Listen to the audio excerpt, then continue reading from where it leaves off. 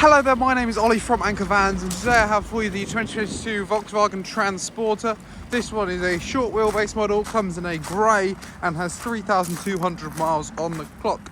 This one comes with barn doors rather than a tailgate at the back.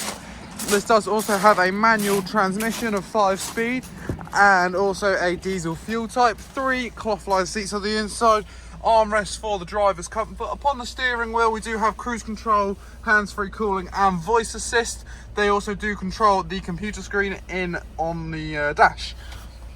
Just behind the gear stick we do of course have the air conditioning, and above radio, Bluetooth and other connectivity, and also parking sensors and parking diagram on the screen as well. And if I do just draw your attention to the load area in the back, it does come with racking as well as cargo rings to any load you may want to carry. This is ply lined and does also contain a pristine, unscratched and undented bulkhead, suggesting the previous owner of this van did only use it for light loads. And if you'd like to find out more about this VW Transporter, then please do feel free to head over to our website anchorvans.co.uk or come down to our site in Padworth for more information. Thank you.